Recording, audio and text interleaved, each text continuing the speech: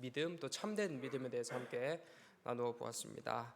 오직 믿음 부분에서는 아담의 실패는 온 인류의 실패이지만 예수님의 성공은 온 인류의 성공이다가 아닌 것을 함께 나누어 보았습니다. 정확히 얘기하면 신자의 성공, 신자를 통해 하나님께서 구원을 베풀어 주신다라는 것을 함께 배웠는데요.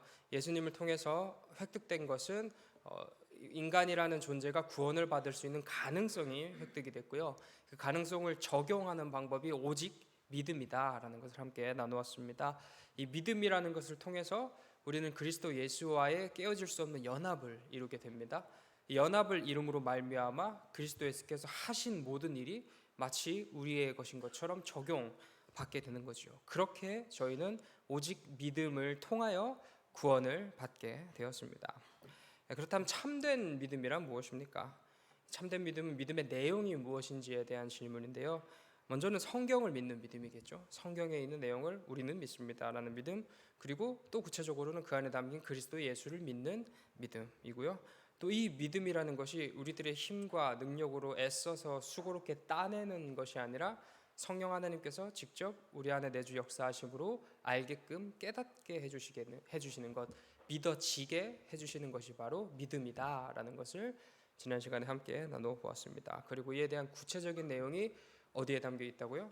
사도신경에 담겨 있어서 이제 앞으로의 시간들 속에서는 이 사도신경의 흐름에 따라서 사도신경의 내용들을 함께 나눠보도록 하겠습니다. 23문입니다. 기독교는 신앙 고백을 위하여 어떠한 항목들을 고백합니까? 답입니다.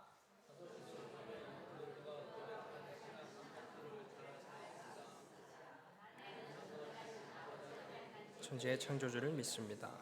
나는 그의 유일하신 아들 우리 주 예수 그리스도를 믿습니다.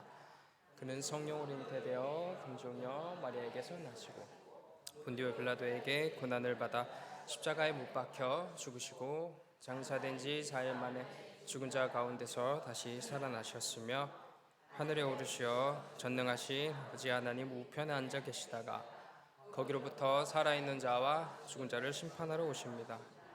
나는 성령을 믿으며 거룩한 공교회와 성도의 교제와 죄를 용서받는 것과 부활과 영생을 믿습니다. 이어서 24문입니다. 이러한 신앙 고백 항목들은 어떻게 구분이 됩니까? 답입니다.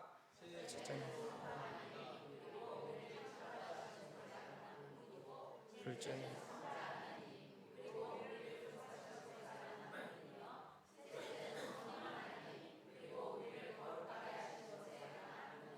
네, 사도신경, 우리 다른 말로 신앙 고백이라고 표현하고 있습니다. 말 그대로 사도신경은 우리들의 신앙, 조금 더 구체적으로 우리들의 믿는 바, 크레도라고 시작되는 나는 믿습니다를 고백을 하는 거죠. 나는 믿습니다. 이것을. 나는 믿습니다. 이것을. 라는 이 고백의 형식을 가진 게 이 사도신경일 것입니다. 곧 우리의 정체성이 무엇인지를 분명하게 밝혀주고 있는 것이 바로 우리가 공예배에 함께 고백하는 공고백으로서의 사도신경일 것입니다. 이 사도신경이 어떻게 만들어졌는지에 대해서는 여러 가지 말들이 있어요. 사도신경이기 때문에 사도들이 만들었을 것이다, 아니면 사도들의 제자가 만들었을 것이다, 아니면 몇백 년, 700년, 800년이 지난 후에 만들어진 것이다 라는 여러 가지 이야기들이 있는데요. 그 중에 가장 이제 전통 있고 이제 설득력 있는 내용이 사도들의 제자가 이 사도신경을 만들었다라는 이야기일 것입니다. 사도들의 가르침을 받은 제자들을 사도교부 또는 교부라고 부르게 되는데요. 이 사람들은 초대교회의 어떤 저희로 따지면 교수님, 선생님 정도로 우리가 이해하면 쉬울 것 같습니다. 이 사도들의 사명이 이 순수한 복음을 온 세계에 널리 전함에 있었다고 한다면, 이들의 제자들의 사명은 그 복음을 구체적이고 아주 자세하게 풀어서 설명함에 그 소명이, 그 사명이 있었습니다. 순수한 복음이 전해지는 게 저는 가장 중요하다고 생각합니다. 그러나 이와 더불어 우리는 순수한 복음 그 자체에 머물러서는 안 될 것이죠. 그 복음이 어떤 의미를 담아내고 있는지, 또 어떻게 우리들의 삶에서 그 복음이 녹여지는지, 복음이 가진 깊은 뜻과 의미를 우리가 보다 자세히 알아가야 할 필요가 있을 것 같습니다. 다시 말해 우리는 알고 믿어야 하는 것이죠. 그냥 무턱대고 믿는 것이 아니라 처음에 믿음은 무턱대고 믿는 게 맞는 것 같아요. 우리에게 믿음이라는 것이 어떠한 증거와 어떠한 확신과 확인을 통해서 믿음이 들어오는 것은 아니지만 믿음이 우리에게 들어온 후에 그 믿음이 무엇인지 우리는 꾸준히 그 시간 속에서 알아가야 한다는 것입니다. 인생의 위기와 이 풍파 앞에서 견뎌낼 힘은 우리가 하나님을 바르게 알 때 또는 하나님을 많이 느끼고 또 누릴 때에 그 힘이 생겨나는 것 같습니다. 그렇기 때문에 이 하나님을 안다는 것, 하나님에 대하여 배운다는 것은 상당히 중요합니다. 이 역할을 사도들의 제자들이 한 것이죠. 사도들의 제자들이 사역했던 시기는 기독교 박해 시대였습니다. 기독교를 공격하고 너 예수님 믿어? 그러면 죽어라고 하는 그 순교의 순간까지 기독교인들을 끌고 갔습니다. 그 시대에 저는 기독교입니다라는 고백을 하려면 내 목숨은 나의 것이 아닙니다. 우리들의 목숨을 내려놓아야 그 기독교인으로서의 정체성을 지켜낼 수 있었던 것이죠. 그렇기 때문에 한 성령 안에서 한 고백, 같은 신앙을 소유한 자여야만 형제 자매로서의 어떠한 공동체 의식이 생겨났던 거예요. 누군가는 배신하고 누군가는 떠나가는 그 상황 속에서 우리의 믿는 바가 보다 구체적으로 명확하게 밝혀진 존재들만 서로 의지하면서 함께 너도 하나님 나라의 자녀구나, 우리가 하나님 나라의 한 백성이구나라는 것을 확립할 수 있었던 시대였습니다. 또 한편은 진짜 이게 그냥 말만 목숨을 내놔야 돼라는 것이 아니라 실제적으로 정말 눈앞에서 옆에 같이 섬기던 권사님이 사라지고 장로님이 사라지고 집사님이 사라지고 어떤 목사님이 사라지는 그 시대 속에서 그 신앙을 지켜내야 되기 때문에 가장 먼저 우리들의 신앙을 확립하는 시간, 처음 기독교인이 되었을 때 그들을 세례 교육시키는데요. 이 세례 교육 때 반드시 사용됐던 내용이 바로 이 사도신경의 내용이었던 것 같습니다. 이 사도신경의 내용을 통해서 이 사도신경의 내용을 확립시킴으로 인하여 그리스도인의 정체성이 무엇인지 이렇게 살아가는 것이, 이것을 믿는 존재들이 바로 그리스도인이구나라는 것을 사도신경을 통해서 함께 나누었던 것입니다. 그렇기 때문에 이토록 어쩌면 복음의 정수, 기독교 신앙의 어떤 본질적인 측면이 사도신경에 담겨 있기 때문에 우리는 이 공예배 속에서 공고백으로서 사실 이 신경, 신조라고 하면은 많아요. 뭐 아타나시우스 신조도 있고 아리우스가 아니죠. 아리우스는 이단이죠. 네, 그 여러 가지 우리가 지금 하이델베르크 카테키즘 같은 경우도 저희가 교리 문답처럼 어떤 공고백으로서 함께 되는 거지만 교회에서 공예배에 그걸 사용하진 않아요. 왜냐하면 그것은 어떠한 공고백으로서의 효력이라기보다는 함께 나누는 측면에서, 함께 배우는 측면에서의 유익할 뿐이지 우리 기독교 신앙의 본질을 담고 있습니다라는 의미를 가지고 있지는 않습니다. 그 의미를 명확하고 거의 유일하게 담고 있는 것이 사도신경이기 때문에 우리는 사도신경을 함께 고백하고 있는 것입니다. 이걸 꼭 기억하면서 저희가 사도신경을 매주 예배 때 고백할 때마다 그냥 흘러가는 시간, 예배의 순서 중 하나가 아니라 이것이 정말 참으로 우리를 지켜내는 우리의 믿음의 고백이구나, 우리 믿음의 어떠한 증거구나라는 것을 사도신경을 통해서 함께 나누길 소망합니다. 네, 다음으로 사도신경의 구성은 성부와 성자와 성령 하나님으로 구성되어 있어요. 성부 하나님은 앞에 나와 있는 대로 우리의 창조주 되시는 하나님이시고, 성자 하나님은 우리의 구세주, 우리의 구원의 주인 되시는 하나님이십니다. 조금 생소한 표현이긴 할 텐데 성령 하나님은 우리의 성화의 주인이 되십니다. 이 성화의 주인 되심을 간략하게 설명하면은 이 성화라는 것 자체가 예수 그리스도를 닮아감이라고 표현함이 좀 더 쉬울 것 같은데요. 누가 예수 그리스도를 우리로 하여금 닮아가게 하시나요? 내주 역사하시는 성령 하나님께서 끊임없는 시간과 끊임없는 우리 안에 개입하심을 통하여서 우리로 하여금 그리스도 예수를 닮아가게끔 인도해 주신다는 거죠. 그래서 성화의 주인이시다라는 표현을 사용하고 있습니다. 이것은 사도신경 안에 가득 담겨 있는데요. 사실 이 사도신경은 오늘 오전에 설교하신 조직신학 교수님뿐만 아니라 저희가 하이델베르크를 다루고 있는 이 교리라는 측면에 이 전체적인 부분의 집약체라고 할 수 있습니다. 이 교리, 조직신학의 큰 틀은 신론, 인간론, 구원론, 기독론, 교회론, 종말론 이렇게 6가지로 구성이 되는데요. 이 모든 조직신학이 사도신경에 집합되어 있다는 거죠. 그래서 사도신경이 우리에게 있어서 그토록 중요하다라는 것을 함께 기억하고 넘어가셨으면 좋겠습니다. 네, 25문입니다. 하나님의 본질은 단지 하나일 뿐인데 어찌하여 성부, 성자, 성령 하나님 세 분에 대하여 말하는 것입니까?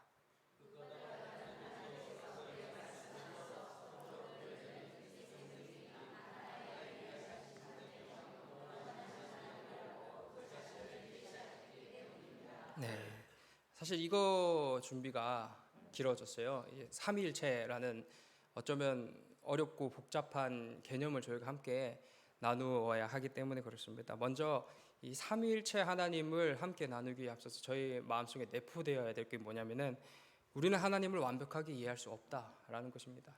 이것을 신학적으로 하나님의 불가해성이라고 표현하는데요. 우리가 하나님을 완벽하게 받아들이고 하나님이라는 존재를 완벽하게 이해해야 한다는 것은 결코 불가능하다라는 것을 먼저 마음속에 우리의 시작되어야 우리가 하나님을 한편 또 다른 의미로 이해할 수 있게 되는 것입니다. 이 다른 차원의 존재라고 했을 때 예를 들면 1차원은 점이고 2차원은 선이죠. 저희는 3차원의 입체적인 시대를 살아가고 있는데 1차원의 점인 존재가 3차원을 받아들일 때 또 2차원의 어떤 선인 존재가 우리를 받아들일 때 우리는 그저 어떤 입체적인 이런 모양이 아니라 하나의 점 또 긴 선 정도로 우리는 납득이 될 것입니다. 우리라는 것을 완벽하게 표현하지 못해요. 점과 선과 면만으로 우리를 표현할 수 없다라는 것입니다. 다른 예로 지나가는 개미가 있는데 이 개미의 어떤 지능과 지적 수준으로 인간의 어떠한 모든 것을 완벽하게 받아들일 수 있을까요? 결코 불가능하다는 거예요. 그게 하나님과의 우리 사이에 건널 수 없는 간격이라는 것입니다. 하물며 똑같은 피조물인 인간과 개미에게도 그런 차등이 발생하는데 하나님과 저희 사이이겠습니까? 하나님은 우리가 완벽하게 이해할 수 없는 존재이시다는 거죠. 우리가 이것을 반드시 기억해야만 이 삼위일체 하나님에 대한 접근을 할 때 이 완벽하게 이해되지 않아도 저희는 만족할 수 있습니다. 하나님에 대한 지식을 우리가 완벽하게 설명되지 못해도 우리는 그곳으로 멈출 수 있다는 거예요. 왜냐하면 하나님과 우리 사이에는 반드시 건널 수 없는 간격이 존재하고 그 간격을 인정하는 것이 피조물과 창조주 사이의 올바른 관계이기 때문에 그렇습니다.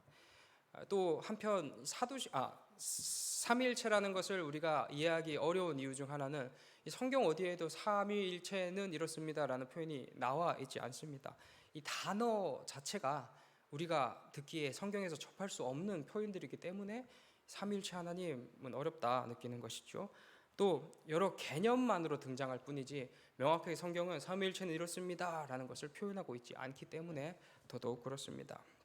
그리고 이 마지막으로는 실제적인 예를 들어서 우리가 설명을 하게 되면은 뭔가 이해가 쉬울 텐데 셋이 하나고 하나가 셋인 실제적인 예가 우리 삶 가운데 이 피조물 가운데 존재하지 않아요.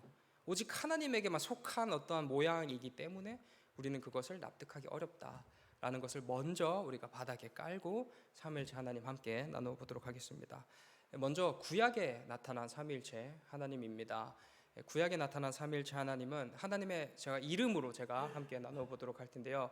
엘로힘이라는 하나님의 이름이 있습니다. 창세기 시작이 브레시트 바라 엘로힘 이렇게 시작을 하는데 그때 엘로힘은 복수형으로 쓰여요.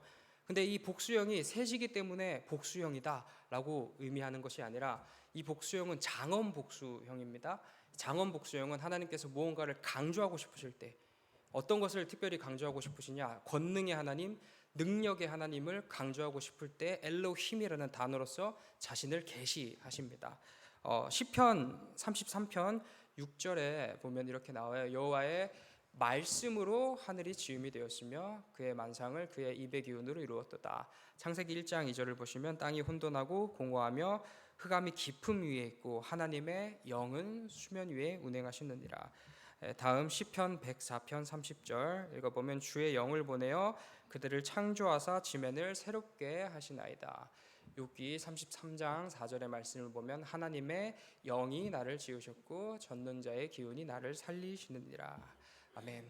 이 하나님에 대한 설명과 함께 계속 끊임없이 등장하는 것이 뭐냐면은 하나님의 말씀으로 세상을 이루었고 하나님의 영이 수면 위에 운행하였고 주의 영을 보내사 그의 지면을 새롭게 하셨고 주의 영이 하나님의 영이 나를 지으셨고 적는 자의 기운이 나를 살리시느니라 라는 구약의 표현이 있습니다. 이 모든 것이 권능의 하나님, 전능하신 하나님 엘로힘이라는 단어에 내포되어 있는 의미인데요. 이 엘로힘이신 하나님께서는 천지 만물을 창조하실 때에 말씀과 영과 함께 창조하셨다라는 것을 우리는 이 성경 구절을 통해서 받아들일 수 있습니다. 이때 말씀 누구실까요? 성자 하나님이시죠. 영은 성령 하나님을 나타냅니다. 하나님은 창조의 전면에는 성부 하나님이 계셨지만 성부 하나님 자체적으로 독립적인 어떠한 행동을 하신 것이 아니라 성자와 함께 성령을 통하여 삼위 하나님께서 창조 사역을 하셨다라는 거죠. 그래서 이 구약의 엘로힘이라는 단어를 통해서 우리는 삼위 하나님의 크고 놀라우심을 경험할 수 있는 것입니다. 다음으로 여호와라는 단어인데요. 여호와 하나님이라고 표현을 할 때는 보통은 이제 언약과 맹세, 계시와 역사의 하나님을 표현할 때 여호와 하나님이라고 표현합니다. 우리에게 실제적으로 찾아오셔서 말씀하시고 계시하시는 하나님을 가리킬 때 주로 여호와라는 단어를 쓰는데요. 여호와는 여호와의 사자에 등장하는 그 앞에 표현과 함께 이어지는데 보통 모든 경우가 그렇진 않아요. 여호와의 사자라고 했을 때 두 가지 의미를 저희가 함께 갈 수 있는데 첫 번째 의미는 여호와께서 보내신 사자라는 의미로 우리가 이해될 때는 여호와의 천사 또 여호와께서 보내신 누군가 어떠한 존재 정도로 이해할 수 있지만 많은 경우에서 특별히 이제 아브라함을 찾아온 그 여호와의 사자라고 했을 때는 성자 하나님으로 성경은 해석이 됩니다. 그래서 이 계시 말씀이 육신이 되신 그 계시 그 자체이신 여호와의 사자께서 다시 말해 성자 하나님께서 등장하실 때 여호와라는 단어가 쓰이고요. 이 여호와는 하나님에게 붙여지는 하나님의 이름이지요. 그래서 성자 곧 그분은 하나님이시다. 하나님은 성자이시다라는 것을 함께 이해할 수 있습니다. 이 메시아 역시 그리스도께 붙이는 호칭인데요. 메시아 영원한 왕, 영존하시는 아버지, 평강의 왕으로서 존재하시고 이 땅 가운데 오신 그 메시아는 하나님에게 붙는 호칭인 동시에 그리스도 예수께 붙는 호칭이죠.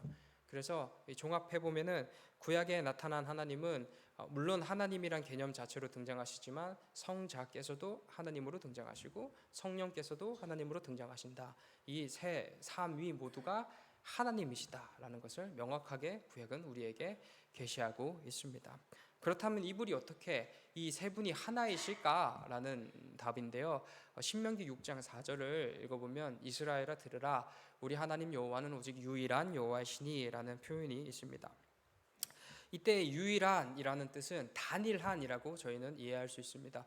물론 여러 신들 중에 그 당시엔 우상들이 많았겠죠. 그 우상들은 신이 아니야. 오직 하나님만 유일한 신이야. 오직 하나님만이 참 신이야 라는 표현으로 이해될 수도 있겠지만 여러 문맥과 상황으로 살펴봤을 때 이때의 유일한이라는 표현은 단일한이라고 해석이 될 수 있습니다. 다른 말로 우리가 구약의 여러 측면에서 성부 하나님이 등장하셨고 성령 하나님, 성자 하나님이 등장하셨지만 그분 모두 단일하신 하나이신 하나님이시다라는 것을 구약 성경이 우리에게 표현하고 있습니다. 네, 다음으로 신약에 나타난 하나님입니다. 신약에 나타난 삼위일체 하나님은 그리스도 예수의 사역을 중심으로 나타나는데요. 예수님의 출생 자체가 삼위 하나님의 학작품이신 거죠. 성령으로 잉태되신 하나님의 아들 그분이 바로 예수 그리스도시다라는 것 자체가 이미 삼위 하나님께서 그리스도 예수를 통하여 일하신다라는 것을 그리스도 예수의 출생부터 저희는 받아들일 수 있을 것입니다. 마태복음 3장 16절 17절 졸리실 것 같으니 함께 읽어보도록 하겠습니다. 시작. 예수께서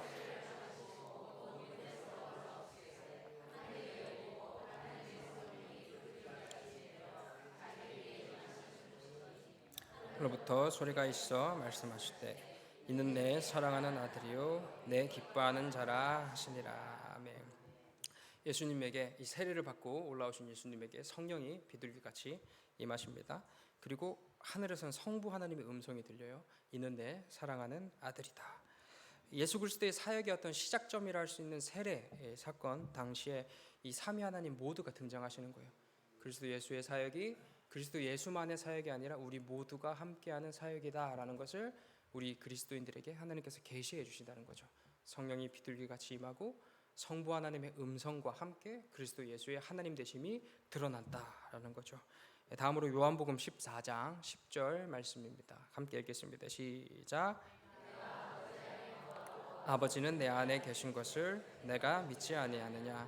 내가 너희에게 이르는 말은 스스로 하는 것이 아니라 아버지께서 내 안에 계셔서 그의 일을 하시는 것이라. 예수님께서 뭐라고 표현하시나요? 내가 아버지 안에 거하고 아버지는 내 안에 계신 것, 곧 일체되심을 이게 예수님께서 표현하고 있습니다. 계속 끊임없이 예수님께서는 본인과 아버지가 하나 되심을 얘기를 하고 있고요. 마태복음 28장 19절 말씀 함께 읽겠습니다. 시작. 그러므로 너희는 가서 모든 민족을 제자로 삼아 아버지와 아들과 성령의 이름으로 세례를 베풀고. 아멘. 이 성경 구절에 등장하는 아버지, 아들과 성령의 헬라어 원어를 보면은 관사가 붙어요. 관사, 저희로 따지면 그 또는 뭐 저 이렇게 해석이 되고, 영어로는 더, 이렇게 해석이 될 텐데, 그러니까 그 아버지, 그 아들, 그 성령이라고 이게 표현이 되고 있는데, 이 헬라어 문법에서 관사가 붙는 것은 고유 명사일 때만 관사가 붙어요. 그러니까 그러니까 아버지라는 존재가 여럿이 있겠죠. 저도 누군가의 아버지, 서유리의 아버지가 될 거고, 여러분들도 누군가의 아버지가 되는 것처럼 그 아버지를 얘기할 때는 관사를 붙이지 않아요. 근데 어떠한 고유 명사 김한별이라는 이름을 붙일 때는 그 김한별 이런 식으로 붙인다고 저희가 이해할 때는, 그 아버지라고 했을 때는 성부 하나님을 가리키고, 그 아들이라 했을 때는 성자 하나님을 가리키고, 그 성령이라 했을 때는 오직 성령 하나님, 삼위 하나님 대신 그 하나님을 가리킨다는 말입니다. 이 말은 뭐냐면 독립적으로 구별되어 존재하신다. 이 아버지와 아들과 성령이 섞이거나 이렇게 찰흙을 뭉쳐지듯이 이렇게 존재하시는 것이 아니라 각각 구별된 존재로 존재하신다. 각각의 고유 명사로서 독립적인 존재로 존재하신다라는 것이죠. 우리가 삼위일체 되신 하나님의 하나 되심을 이때까지 또 나누어 봤다면은, 삼위 되신 하나님이 어떻게 삼위 되시느냐, 어떻게 성부, 성자, 성령으로 구별되게 존재하시느냐를 성경이 뭘 어떻게 표현하고 있느냐를 함께 나누고 있습니다. 그러나 다음 구절 함께 또 읽어보도록 하겠습니다. 에베소서 4장 5절에서 6절 말씀입니다. 시작.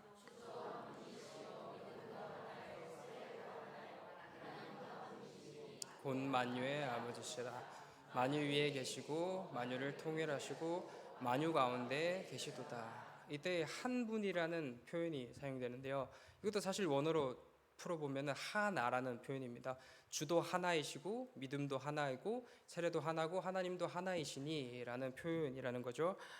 이 본문이, 저희가 본문을 이제 목사들이 해석을 할 때는 전후 문맥을 먼저 따지고, 전후 문맥 속에서 이어지는 맥락이 무엇인지를 밝혀낸 다음에 그 단어가 어떤 의미를 각각 개별적으로 하고 있는지 단어풀이를 합니다. 그 단어풀이와 함께 그 단어가 어떻게 그 전후 문맥에 적용되고 있는지를 함께 밝혀냈을 때 한 본문의 메인 아이디어라는 게 도출이 돼요. 이 본문은 이런 얘기를 하고 있구나라는 걸 하는데, 이 전체적인 에베소서 4장에 나오는 것은 그리스도인의 연합에 대한 계속 설명을 하고 있습니다. 그리스도인이 너희가 분리된 존재가 아니라 그리스도 예수와 연합된 존재로서 한 몸이다, 하나를 이루어간다를 끊임없이 표현하고 있을 때에 이 한 분이라는 표현이 사용됐어요. 다시 말해 하나라는 표현이 사용됐어요. 그러면 동일한 맥락에서 저희가 주도 하나이시오, 하나님도 하나이시오를 우리가 설명할 수 있을 때 삼위의 하나 되심을 여기서 설명하고 있다로 저희가 이해할 수 있을 것 같습니다. 지금까지 이렇게 굉장히 빨리 말씀드렸는데 혹시 괜찮으세요? 너무 제가 빨리 아까 표정이 안 좋으셔서 굉장히 빨리 말씀드렸는데, 이렇게 성경은 삼위 하나님이 어떻게 삼위 되셨느냐, 어떻게 일체가 되시느냐를 어쩌면 저희는 지금 명확한 이 조직신학이 시스테미컬 디얼로지라고 표현되는데, 이거는 그 어떤 신학의 명제화 작업이라고 표현합니다. 우리가 머릿속으로 이렇게 떠돌던 개념을 조금 더 구체적이고 명제화하는 작업이 조직신학적 작업이긴 하지만, 교리적 작업이긴 하지만, 그러나 우리가 성경을 가지고 우리는 성경의 사람들이잖아요. 아무리 어떠한 명확성과 어떠한 좀 조직화된 뭔가가 우리에게 있어서 이해를 좀 더 쉽게 만든다 할지라도, 어떠한 측면에서는, 보다 더 큰 측면에서는 성경이 말하는 바 있는 그대로 저희가 받아들이며 믿는 것 역시 우리에게 반드시 필요한 항목 중 하나라고 생각이 됩니다. 그래서 이 성경에 흩어져 있는 내용들을 조금은 명확하진 않지만, 명료하진 않지만, 이러이러한 내용들이 이 삼위 하나님을 얘기하고 있구나, 일체이신 하나님을 얘기하고 있구나로 우리가 짧게 그리고 간단하게 이해하시면 될 것 같아요. 여기서 멈추진 않습니다. 다음 시간엔 이제 삼위일체가 구체적으로 무엇인지에 대해서 함께 나누어 보도록 합니다. 이것이 조금은 명료한 시간이 될 것 같습니다. 지금은 어쩌면 우리의 다음 주에 할 이야기에 대한 증거를 먼저 제시한 거예요. 성경이 이렇게 제시하고 있지 않냐, 성경이 이렇게 옳다고 삼위일체라는 것이 맞다라는 것을 이렇게 성경은 외치고 있다라는 것을 먼저 여러분들과 함께 나누었다고 한다면, 다음 시간에 그래서 삼위일체가 뭔데? 라는 질문과 함께 이 삼위일체의 구체적인 내용, 성부 하나님, 성자 하나님, 성령 하나님은 구체적으로 각각 구별되어 어떤 역할을 하시며 또 일체되었을 때는 어떠한 의미로 우리가 삼위 하나님을 받아들일 수 있는지에 대해서 함께 나눠보도록 하겠습니다. 네, 지금까지 저희는 이 구약과 신약에서 말씀하고 있는 삼위 하나님에 대해서 함께 나눠보았습니다. 이 성경에 등장하는 성부, 성자, 성령 모두는 하나님이십니다. 그리고 성부, 성자, 성령은 나뉘어지거나 또는 분리되거나 완전히 떨어져서 독립적으로 존재하시지 않고 또 서로 상관없이 어떠한 개별적인 존재로 계시는 것이 아니라 다만 구별되었을 뿐 완전한 하나이시다라는 것 역시 성경이 증거하고 있습니다. 이 삼위 하나님을 명확하게 보여주는 성경 구절은 저는 요한복음 4장 24절 말씀이라고 생각됩니다. 요한복음 4장 24절 말씀 함께 읽어보도록 하겠습니다. 시작. 하나님은 영이시니 예배하는 자가 영과 진리로 예배할지니라. 네, 이 성경 구절은 예배의 방법, 예배의 내용, 예배의 대상을 잘 설명하고 있어요. 예수님께서 말씀하신 것과 같이 우리 예배를 받으시는 분은 하나님, 성부 하나님이십니다. 우리는 성부 하나님께 예배를 드리는데, 우리는 이 영이신 성부 하나님께 예배를 드리는데 그 방법이 바로 영과 진리로 예배 드린다는 거예요. 영과 진리라고 했을 때 영은 성령 하나님을 의미합니다. 죄인된 우리는 하나님께 나아갈 수 없습니다. 그러나 성령 하나님께서 내주하심 덕분에, 성령 하나님께서 직접 저희와 함께 예배에 참여하심 덕분에 저희는 예배의 자리로 나아갈 수 있게 되었습니다. 그렇다면 우리가 예배할 내용은 무엇입니까? 진리 대신 성자 하나님 안에 담겨 있습니다. 다시 말해 하나님의 말씀 안에 우리의 예배의 내용이 담겨 있는 것이죠.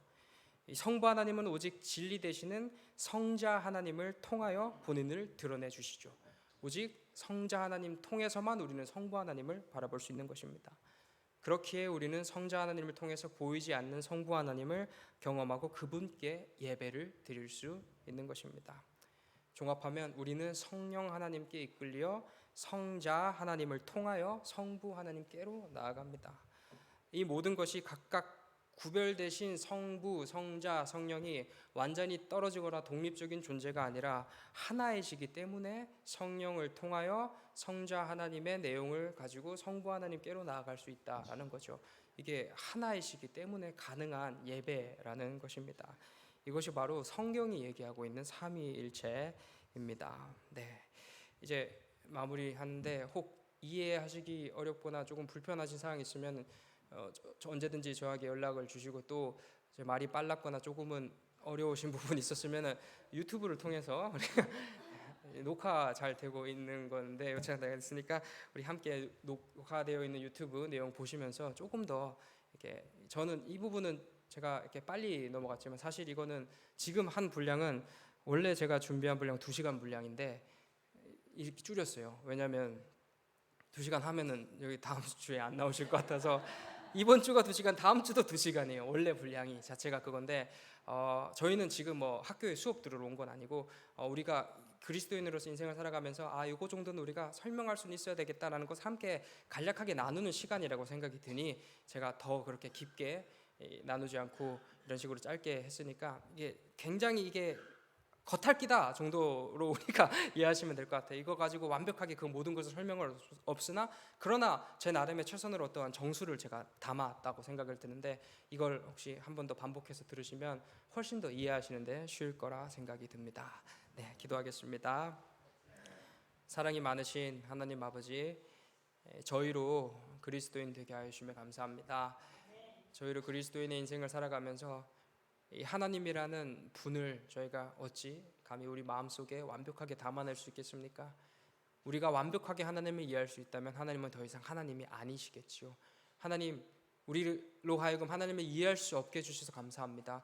그 놀라운 간격을 우리에게 주심으로 말미암아 당신께서 우리의 신 되시고 전능하신 왕이시라는 것을 우리로 하여금 그 차이로, 그 건널 수 없는 간격으로 더 깊게 누릴 수 있게 인도하여 주시옵소서. 나의 주인 되신 아버지 하나님이시여, 나를 구원하신 하나님이시여, 내 안에 내주 역사하시어 지금도 우리들의 삶을 지켜주시고 보호하시는 성령 하나님이시여, 우리들의 모든 삶을 주관하시는 삼위 하나님, 우리들의 삶 가운데 더 깊이 있는 은혜와 충만함으로 말미암아 우리가 하나님 앞에 더 기쁘게 더 넉넉하게 걸어 나갈 수 있게 저희들의 마음과 삶을 주관하여 주시옵소서. 감사드리며 예수님 귀하신 이름으로 기도드립니다.